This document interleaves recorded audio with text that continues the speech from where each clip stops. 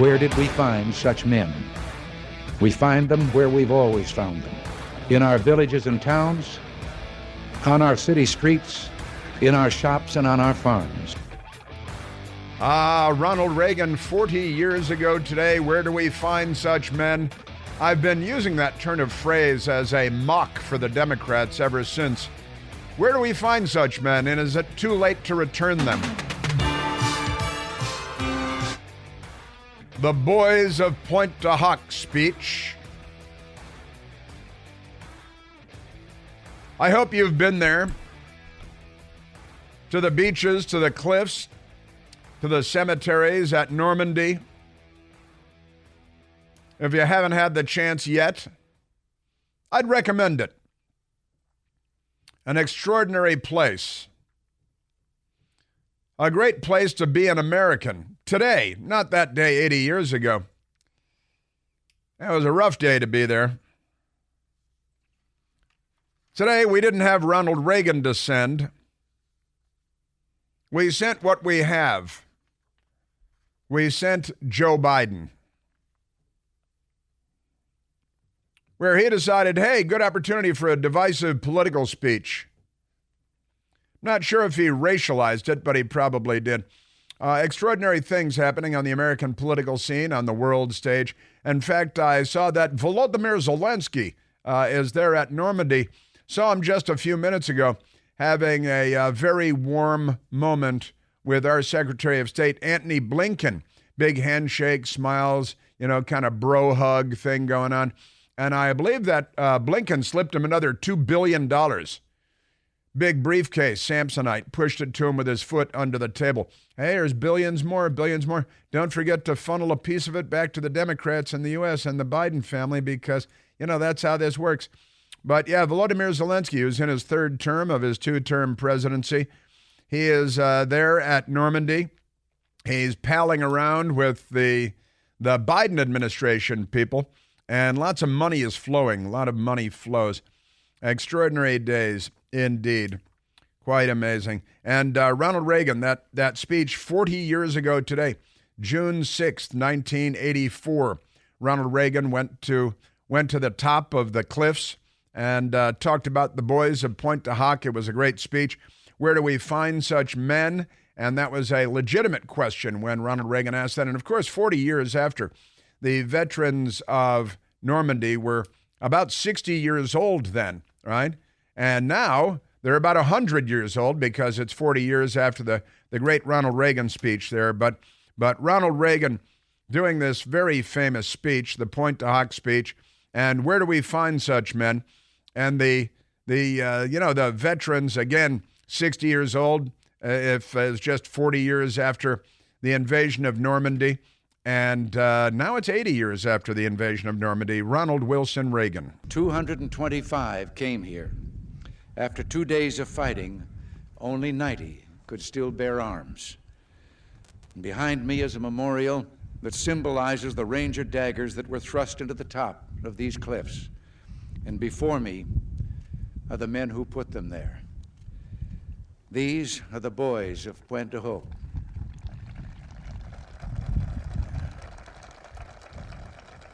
And a whole lot of them were there. These are the men who took the cliffs. These are the champions who helped free a continent. And these are the heroes who helped end a war. Yes, the war, history's most horrific, most gigantic war. And he talked about the Rangers, 225 Rangers, Darby's Rangers. It was the debut of the U.S. Army Rangers, and 2 days later, only 90 of them had survived to the point where they could still fight. The rest were casualties, either killed or wounded and taken out of combat. Remarkable events. World War II. And what has our country become? In the 80 years since, well, the left has sunk their vampire-like teeth into our culture, into our school system, into our youth. And, we're not the country that we used to be. I hope that we don't have to step up again anytime soon in the way that we had to step up those 80-some years ago after Pearl Harbor, the war in Europe, the war in Asia and so on. But let's go to soundbite number 4. President Reagan. My apologies. And the just amazing stuff. Let's go to we played the Reagan things now. The Rangers. The Reagan speech was one of the greatest. Where do we find such men? And I use that as a scoff line when we're talking about the Antony Blinkens and so on. Of course, our military ranks are filled with great Americans and superheroes that jump out of planes wearing oxygen masks at night over mountain ranges in Afghanistan and make their way over the course of days into hellholes where the world's leading terrorists get a 223 round through the forehead, and that's that's a good thing. There was a president at the time of World War II, Franklin Delano Roosevelt, a Democrat, a progressive, a lefty, who allowed the Holocaust to progress apace without interference from us. But on D-Day, 80 years ago today, Franklin Delano Roosevelt, then President of the United States, delivered a speech, and his speech was a prayer, his speech to the nation by radio, and radio only. There was no television, and radio only. President Franklin Delano Roosevelt read a prayer because he knew what was happening at Normandy. He had some handle as to what was going on at Normandy. And Franklin Roosevelt, the Democrats used to be, for the many things they were on our side. And they're really not anymore. The Democrat Party is the most dangerous entity on the planet Earth. I've said it before. I could explain at length, and I probably will, but not today.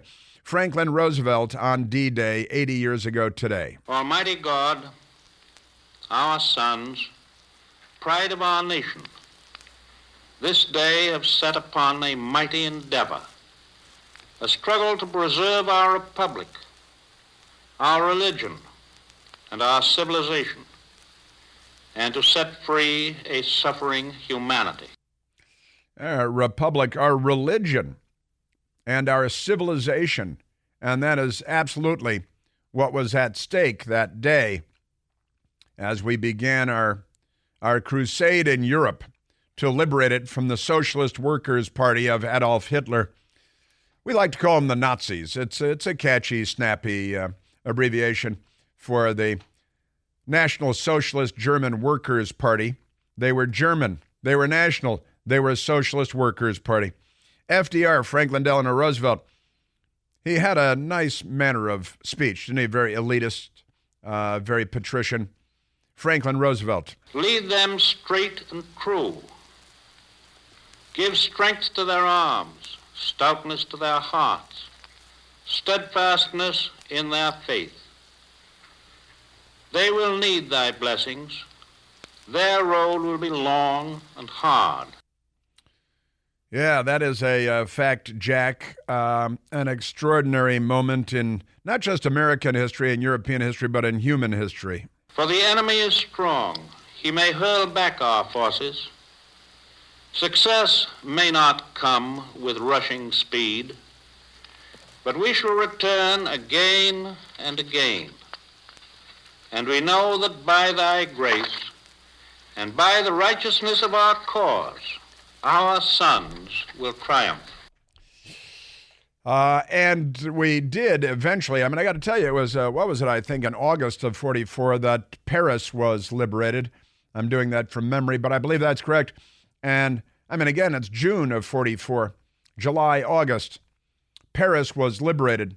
The Nazis were being driven out of France. They still had your Vichy French, your French turncoats who were pro-Nazi, Socialist Workers' Party.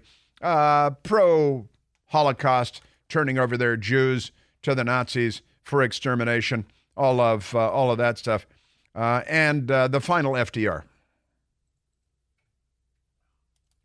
And they will be sore tried by night and by day, without rest, until the victory is won. The darkness will be rent by noise and flame. Men's souls will be shaken with the violences of war. Yes, that is a fact. He did speak well, and radio addresses. Oh, what's better than that? Honestly, to this day, It's still the best, isn't it? It's television is not better than this. Great stuff. FDR and his prayer, isn't it fascinating that it was a prayer for the nation? And he did say our forces may be driven back because there was no guarantee that we were going to defeat the 50,000 Nazis that were dug in with their heavily defended positions and machine gun nests and so on. And we, the United States of America, lost about 2,500 men that day alone. Remarkable stuff. Now, there was an old U.S. Senator, Strom Thurmond. Strom Thurmond was, and when I came to this town many years ago, Strom Thurmond was the chair of the Senate Armed Services Committee, and I used to cover hearings with Strom Thurmond. He was not a young man at the time. But Strom Thurmond, who as a young man was a racist and a segregationist and a Democrat, and then he grew out of that and very late in life became a Republican when he left racism behind. That's actually a true story. And it sounds like political hyperbole, and there's a bit of that, but it's also true. And it has the benefit of being the fact. But Strom Thurmond was I think he was 41 years old on D-Day. He had become a lieutenant colonel. He was a judge back in the United States. And he joined the Army to go fight when he was 39 years old. And Normandy, he was on a glide plane that actually crash landed in the woods behind enemy lines before the Normandy invasion. And several of his guys were killed just in the crash landing of the glide plane, and he got out and fought his way through the Nazis and the hedgerows and on and all the way to Paris and beyond. And that generation of Americans was, we call them the greatest generation. And Strom Thurmond did straighten out his act later in life. But a rough bunch, these people. There were more than 6,000 ships and boats involved in the amphibious invasion, with 160,000 Allied troops and the glide planes and the bombers going in first and paratroopers being dropped in behind enemy lines, the 82nd Airborne, the 101st Airborne, the Screaming Eagles, and amazing stuff. 73,000 U.S. soldiers, 50,000 Nazis, 1,000 airplanes, 6,000 ships and boats. Just extraordinary, absolutely extraordinary. And Ronald Reagan was talking about the 255 Rangers from Darby's Rangers, and 2 days later, only 90 of them were still in the fight. An extraordinary, extraordinary time. We Americans are truly great. We saved the world from the fascists. They called themselves the Socialist Workers' Party. Let's grab a quick call, Michael. Let's go to Mike, calling from South Riding, Virginia. Michael, you're on the Chris Plant Show. Hi, Chris. Good morning. Hey, Mike. Hi. Well, two things. One, today was just the French and the U.S. You know, the U.K. was involved in D-Day. Why weren't they there? Secondly, when they were playing taps, Biden was facing the opposite direction. Why? I didn't get that. And then his, Dr. Jill Biden saw that, and then she turned and faced the back away. And then Macron and his wife saw what was going on, and they faced away. Why were they facing the back? Well, that is a fun question to which I do not have an answer. I'm going to look into it, though, and see what I can find. The Canadians were there, too, but I believe the reason that the UK and the Canadians are elsewhere is because this is the American cemetery where this event is taking place. And there is a Canadian cemetery, there's a UK cemetery. Right. But where they are today, I believe, it's where, the American Omaha Beach and so on, where the Americans struck and where we lost thousands of guys and where we have, we've only asked for enough soil to bury our dead. Right. A great old line. But I believe that is the answer to that question. As to why Joe Biden was probably just lost, and then the others wanted to follow suit because he's supposed to be the big dog. Yeah. One more thing. History, it's 80 years of this, and it's technically incorrect, and the media's played into this, but they say that the invasion of Normandy was codenamed Overlord. It was not. It was codenamed Neptune. Overlord was the overall code name for the Allied invasion of Europe. I mean, it's a minor point, but not too minor. And the media has taken a hold of it and let it, and run with it, and now it's become, part of the culture, calling it overlord. And God bless all the men. I mean, every nation who fought to free Europe. I mean, they're heroes. I can't even begin to imagine what they went through. And I'm a military historian, and I cry. My wife and I were bawling today watching the ceremony. Yeah. Because her father actually was involved in D-Day. He went in the second wave. He was in the support area, and so he was there. But I reading about military history for 60 years, and just imagining what these coming off the landing craft and wading through, and you've got machine guns, spattering the water in front of you, and you just plow ahead. I mean, I can't even imagine the heroism that was involved in that. None of us can. Yeah, the murder holes, as they were called, the landing craft, when the ramp dropped down in the front, and the Nazis are up there with their machine guns in fortified machine gun nests on a very heavily defended cliff. Very difficult to reach. And the Americans, we had the hardest part of the beach. The Canadians, up the beach a little bit, had much easier to go, didn't have the cliffs. And we had bombed and we had shelled, but you know how those Nazis are. Michael, great call. Thank you very much. Well, I did find the video. Taps being played at Normandy. The stands are filled. Joe Biden is standing there with French President Emmanuel Macron and his school teacher wife. An interesting story there. Dr. Jill Biden is standing there.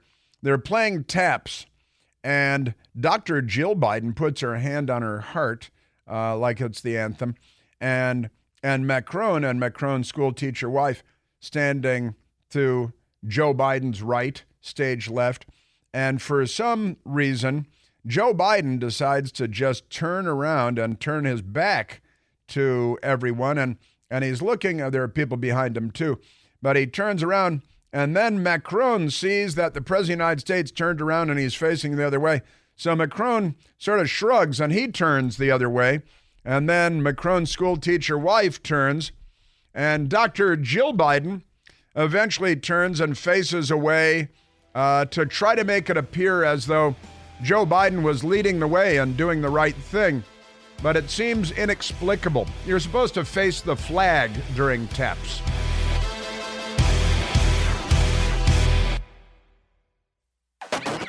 I'm glad that Mike brought this up. I actually had not seen it. I did go and find it thanks to the patriarchy and the internet. You're welcome. I was able to watch the video streaming almost like it was in real time. Thanks to the United States of America and the patriarchy. Again, you're welcome. Stop thanking me so profusely. But it is remarkable. Now, the event site has there are a couple of very large American flags behind the gallery. The President of the United States, Joseph Robinette Biden, and his gal pal, not a Dr. Jill Biden, who has some splaining to do on a number of fronts, but I won't get into that right now. They're standing there with Emmanuel Macron, the French president, and his school teacher, who he married. It was his own school teacher. It's not like he just married a random school teacher. It was his school teacher. He was quite young. She's the cougar teacher out of those movies that Cinemax shows late at night, and they're standing there because it's France after all. And as taps is playing, Joe Biden kind of clumsily, awkwardly turns around. He's standing, of course, and he turns and turns counterclockwise until he's facing the audience behind him of veterans and other people. And there are two big American flags back there, but I'm guessing since it's the 80th anniversary of the Normandy landing, And there's a big event going on with presidents and stuff that there are flags in front of him, too. It is protocol during taps to face the flag or a flag. And if there are no flags, but there are flags, then you face the music, as they say, where the music, the bugle or the trumpet, where the music is coming from, while taps is being played, 21 notes. And Biden clumsily, awkwardly, uncomfortably turned his back on the crowd.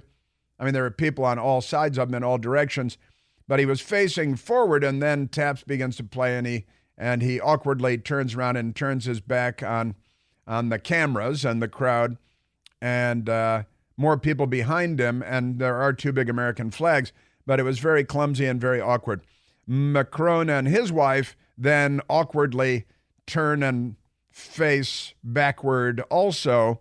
It was obviously not orchestrated this way, not planned this way. It's not the way it was supposed to go. And then when taps wraps, and then Dr. Jill Biden turns her back on everybody too, except the people behind him in the bleachers. And there are two big flags, but. And then Joe Biden, when taps wrapped up, Joe Biden, I feel like I need to stand up and impersonate this, but Joe Biden apparently thought there was a chair behind him where he was supposed to sit down now, because he begins to sit down and his left hand, he's reaching back for the chair, and not a Dr. Jill Biden is looking at him like, what are you doing now? And she doesn't want to grab him, but she covers her mouth and says something to him. And I think what she says is, there's no chair. It's got to be, because he starts to sit down where there's no chair and he's reaching back with his left hand. She puts her hand up in front of her mouth and she says something, but still he tries two more times to sit in a chair that is not there. And he's kind of looking back like, hey, where's my chair?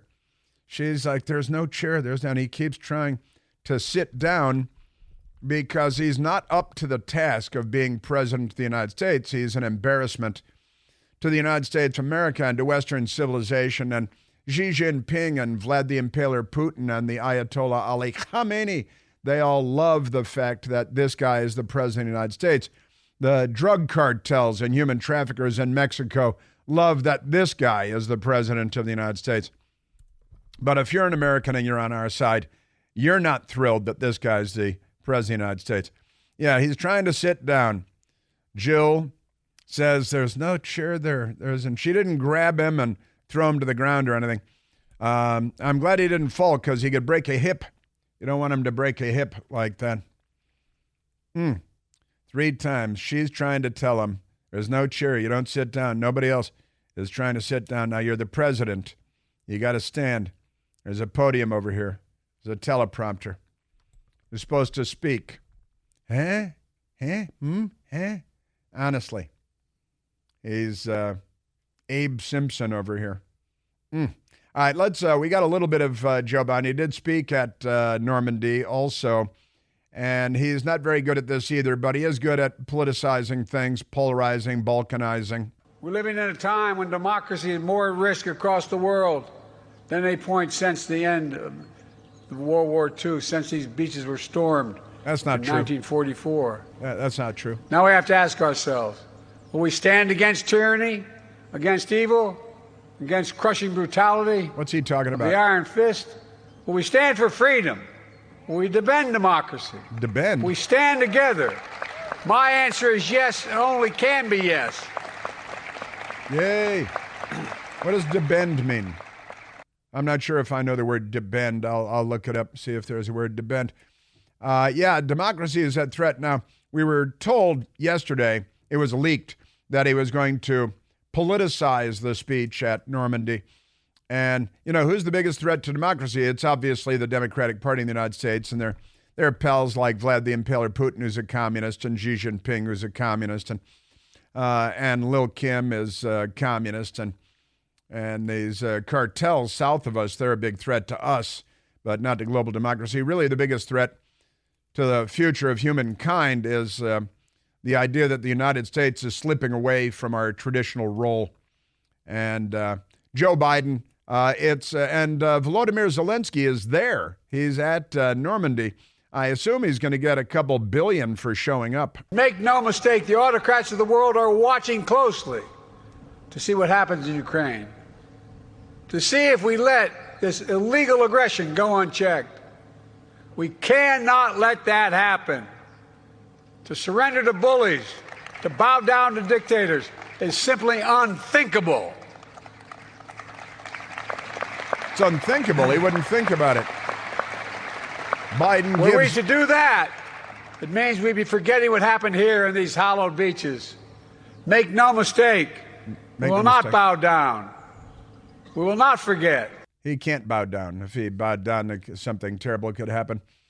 Biden gives warning about democracy during D-Day 80th anniversary speech. The CNN hacks are very happy to put out a press release for the Democrat White House. U.S. President Joe Biden, we don't know what he's president of. You got to say U.S. president because they're very international. You know how that goes. Gave a speech in Normandy, France, commemorating D-Day 80 years after the invasion of Europe, by saluting World War II veterans and warning about current threats to democracy. Now, we all know, and the news media and CNN today, they're all saying, yeah, it's MAGA. Now, nothing could be more ridiculous. The MAGA people are the people that serve in our military, that serve as police officers, that raise normal children that are not criminals and carjackers, and the boys grow up to be men and the girls grow up to be women, and there is no gender dysphoria or gender confusion about any of that. All right, let's see. Let's go back to the telephones, Michael. Let's go to Broken Horn. Broken Horn calling from Oak Ridge, Oregon. Broken Horn, you're on the Chris Plant Show. Good morning. How are you this morning? Very well. Broken Horn, how about you? Oh, I'm pretty good. I have to get up pretty early to call you on the Yes, you did in Oregon. I know. I appreciate that. You weren't up all night or anything, were you? No. I don't do that. I don't do that kind of stuff. I'm just a normal human. I'm just a normal human being. Well, welcome to the movement of normal human beings. Yes, I wanted to call and salute your dad, and you and my uncles are saying hi to you and your dad. Is that right? Tell me about your uncles. My uncles served in World War II. They were in the Pacific. My Uncle Simon and my Uncle Tony were at Okinawa towards the end of the war. My Uncle Sammy was in the 1st Marine Division. He served in Guadalcanal, and he was at Clave Gloucester and Bougainville, and then he ended up in Peleliu. And they all served in Korea, too, after the war. Lord, those are a lot of hot spots right there, man. Yes, sir, that sure was. And they told me a lot of stories that just used to bring chills down my back. Yeah, I bet. But anyway, I wanted to say that, and I also wanted to mention this. It seems to me that we don't really need to have Trump to be president if we just go back to doing law and order. Mm-hmm. It just seems to me that if we went back to law and order like we were before, that all these people that are doing what they're doing should be arrested. Yeah. They're all breaking the law. I just don't understand this at all. As far as I'm concerned, it's a slap in the face to the World War II veterans of what these people are doing to me. That's what I feel. Well, you're 100% right about restoring law and order and civilization. And I got to tell you, I think that if Joe Biden continues to be president, that there is no pressure on anyone to restore normal order in the United States of America and law and order and funding police and not vilifying and demonizing and jailing the police and accusing the police of being the villains of the story instead of the criminals.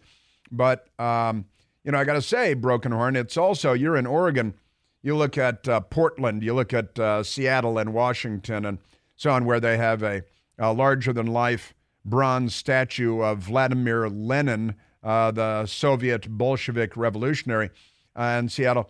one of the problems, it's not just the White House, because the White House doesn't fund local police stations and police departments, and the White House doesn't determine whether, district attorneys like Fox in Chicago and on, prosecute criminals and jail criminals. That happens on a local level, but you got to bring some order to our government, to our federal government, so that somebody like President Trump, who's a fighter and a brawler, is going to stand up to these lunatics who are anti-police and pro-crime and pro-criminal, stand up to the George Soros wing of the Democrat Party, which is really kind of the fuselage of the Democrat Party rather than just a wing. They're anti-police, they're pro-crime, pro-criminal. President Trump stands up for us. He stands up for the police. Joe Biden would never do that. No other Democrat would ever do that. So we need a voice and a fighter. But really, Broken Horn, it also goes to who we elect on a state level as governors and who we elect on a city level and county level, because these lefties are gutting our culture and our civilization in favor of crime and criminals and against the police, right? Right. Yes. Yeah. And that's what I was saying. That if we just went back to law and order, we could arrest all these people, because they've all broken the law. Yeah. All of them, all the judges, all those prosecutors, they've all broken the law. Yeah. I just don't understand why we just don't arrest them. I mean, the people just ought to get up and just go arrest these people. You know, what was it called? I can't remember now, but it just seems to me that that's all we have to do. Well, it's a big thing, though. It's a heavy lift, I've got to say. And I've got to ask you, of course. I'm ready to lift. I've got to ask you, of course, because your name is Broken Horn, and not everyone that calls in is named Broken Horn. I'm going to go out on a limb here and guess that you're Native American. Yes, I am. All right, and your uncles with the Marine Division, with the 1st Marines and Okinawa and Peleliu and on, Native Americans also. Yes, of course. Of course. Well, you know, sometimes families get mixed up in there. Native Americans mixed up in there, but we're mostly Native people. Yeah, and now they weren't like code talkers or anything. They were regular Marines, right? Yes, regular. Yeah, he was a regular infantry Marine. He was actually a 30 caliber machine gunner. He got shot in the face in Korea. Wow. Man, man! What nation is your family, Broken Horn? Oh yeah, we are Pueblo, and my mom is Pueblo and a little bit of Spanish, and my dad is Yaqui.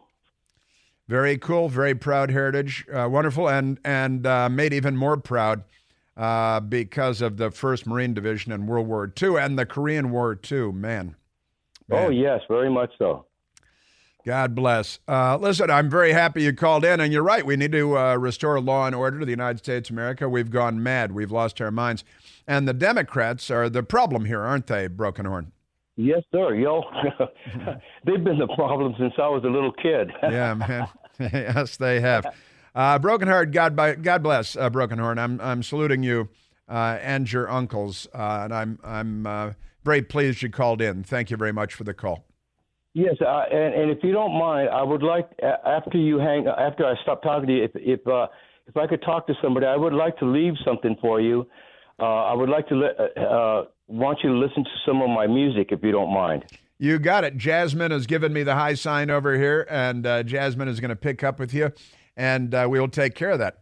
Thank you, Broken Horn. Appreciate it. Thanks very much. Great stuff. What a country. I love this country.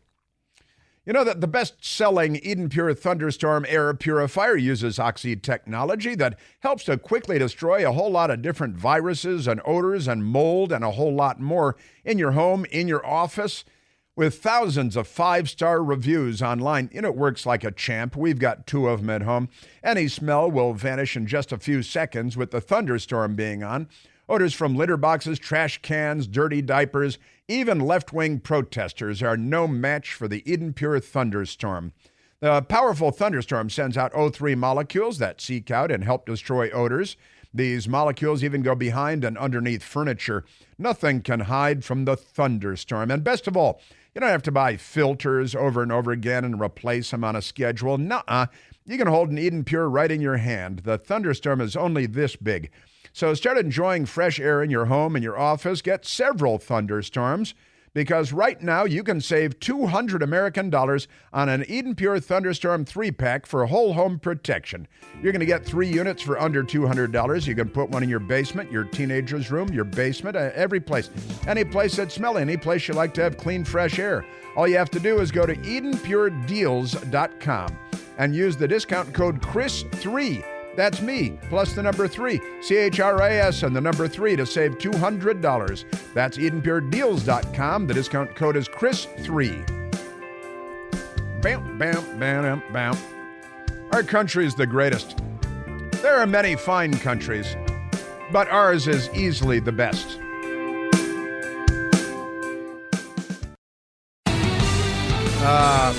Because we are truth seekers, we continue to research everything as it develops. And we found longer video of Joe Biden going to sit down again and again. And it turns out that there are chairs back there. It was just not the appropriate time to be looking for your chair to sit down. There was a row of chairs, and eventually everybody sat down. But he was going at the wrong time, Joe Biden. And there is a lot of, a lot of people are hypothesizing out there that maybe he was having a digestive episode of some kind and soiling his undergarments, but I can't speak to that one way or the other. But there were chairs. There was a row of chairs back there. They're waiting for the Secretary of Defense, Lloyd Austin, to go to the podium and speak. But it was not yet time to sit down, and he's looking all over the place. So a lot of people are tweeting out short versions of the video with words like pooping. That might be it. Also, another crazy story today. Employees at TJ Maxx and at Marshall's are now wearing police body cams because of all the crime that the Democrats have inflicted, and they're trying to protect themselves.